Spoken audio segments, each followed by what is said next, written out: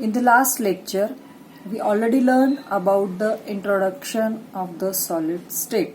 What is solid state? What is the need of solid state? And why it is essential in our daily to daily life. And from the above study, we confirm that the crystalline solid is the true solid than the amorphous solid. So the crystalline solid is the true solid, and that's why we will discuss all about the relation of crystalline solids. So what is the relation? Crystalline solid is again or further divided on the basis of bonding, which is it is prepared by crystalline solid, which is shown here. Which are that types? Molecular solids, ionic solids, metallic solid, and network or covalent solids. First type of the crystalline solid is the molecular solids. So these molecular solids are again divided into three types: polar molecular solids, non-polar molecular solids, hydrogen bonded molecular solids. So first we will learn about the molecular solid. So this is the type of crystalline solid which all the constituent particles of the molecules are in the same compound or from the same compound.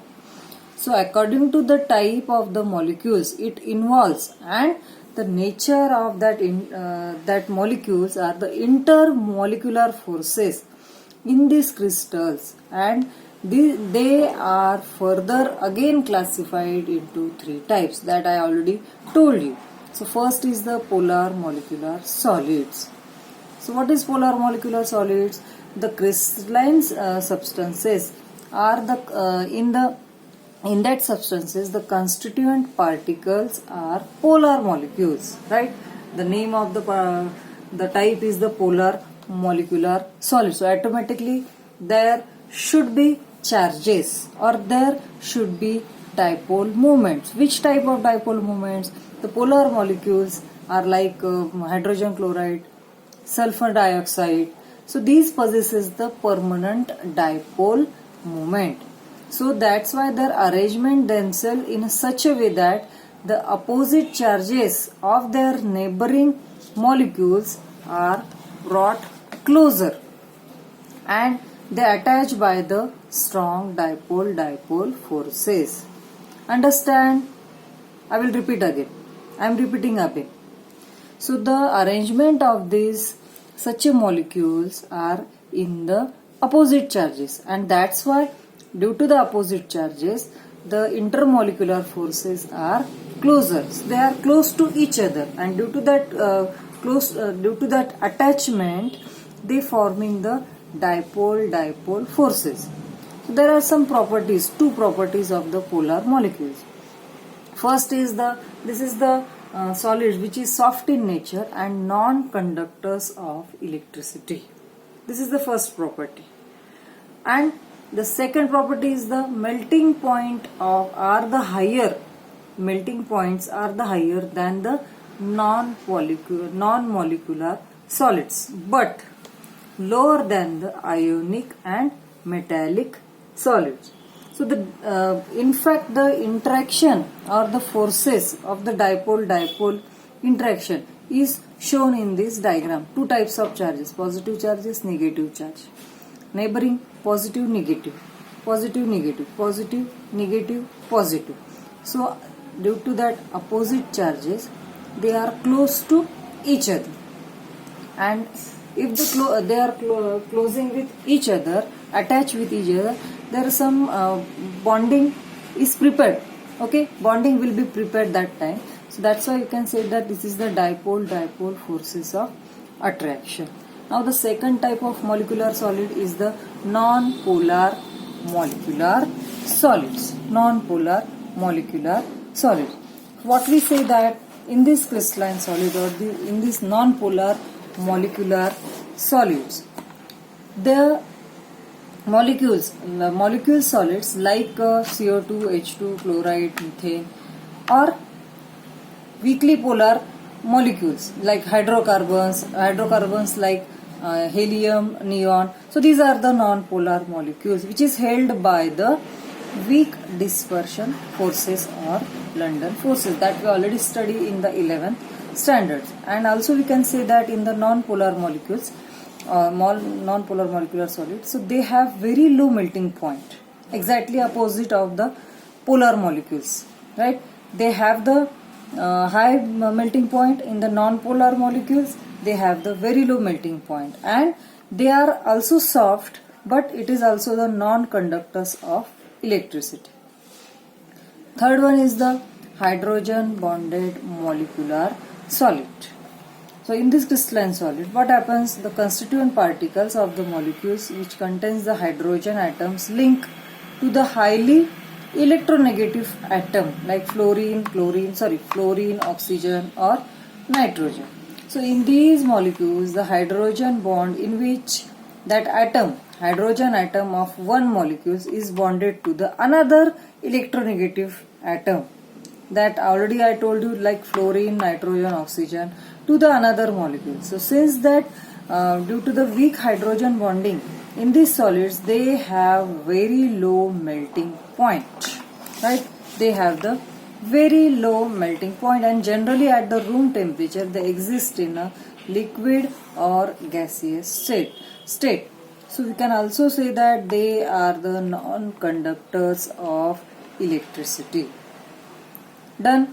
Now the second type of molecular solid is the ionic solids. What is the ionic solid? What is the ions? We already know ions. Means this solid we can generally or say that it is prepared from the ions. Correct. So in this crystalline solid, the constituent particles are positively charged, smaller, cation, right? And the negatively charged are the larger anions. Remember again, I am repeating the sentence. The particles are positively charged, smaller cations. So cations are in the smaller, and the negatively charged larger anions. So the ions of these solids are held in their lattices point by strong Coulombic electrostatic force of attraction, and which is resulting into the well-ordered three-dimensional arrangement of ions. Okay, we can say that it is the three-dimensional arrangement of ions, and that arrangement of ions in the solids depend upon three factors, or three to five factors. First one is it depends upon the sizes of cations and anions. Then the charges on the ions. Third one is the polarizability of the anions. Fourth one is the ionic solids also are the hard and brittle, and they have high melting point, correct, and boiling point also. So these solids are non-conductors of electricity. Remember, so only in this molten state or in aqueous solution they conduct electricity. Remember, you have to remember always that ions are prepare or conduct the electricity in which condition? In a molten state, due to the presence of free ions. So this is the diagram of ionic crystal. Positive ions, negative ions. Positive ions are the cation, okay, and the larger in the size they are the anion, which is in a negatively charged, okay, and after the distortion and fractured by the shearing force, it is look like this. Okay, this is the shearing forces, and it is also the shearing forces. So this is all about the ionic solid. Now the third type of crystalline solid is the metallic solid. So metallic solids, in this solid the constituent particles are positively charged metal ions, and the bonding electrons are delocalized over the space of the crystal and the constituent of the electrons, which is shown here shown that metallic crystal. This is the metallic crystal, positively, right? And it is seen in the electrons near about this. This is the, we can say that it is the metallic crystals.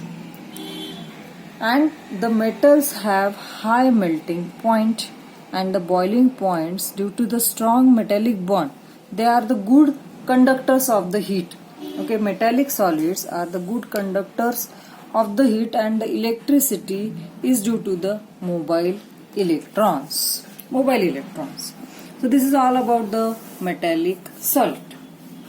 Now the next type or last type of the crystalline solid is the network or covalent solid. We can say that network solid also and covalent solid also.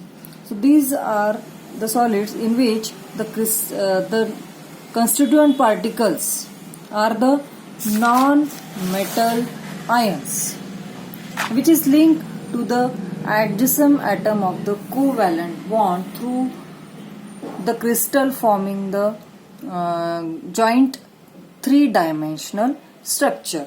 Okay, and in this covalent solid, hence the covalent solid are called giant solid also, and the constituent molecules are the joint molecules. So it is also having high melting point, and these network solid act as a good conductors of electricity or insulator, which is depending upon the availability of the free electrons.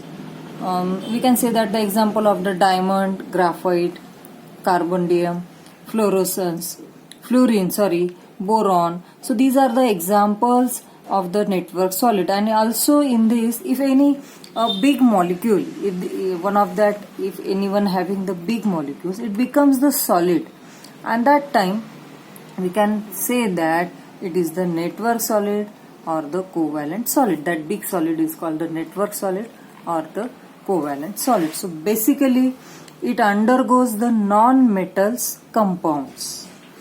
Remember that. But it undergoes the non-metals compounds. And also we say that in diamond, its carbon and hydrogen undergoes the sp3 hybridization. Now the question is what is the hybridization? What is the hybridization? So hybridization is the mixing and recasting of the molecules. Okay, remember, I am repeating that mixing and recasting of the molecule is the hybridization. And so these diamonds and its carbon and hydrogen undergoes the sp3 hybridization, where the carbon is the non-metallic compound and other is from long range compound. So it's a covalent bond solids. Understand? So these are the 4 types of the crystalline solid. What is crystalline solid? Their types, their examples and properties. And in the previous lecture we learned about the introduction and characteristics of the solid. So in the next lecture we will further study the structures of the solids and their examples. Okay, thank you.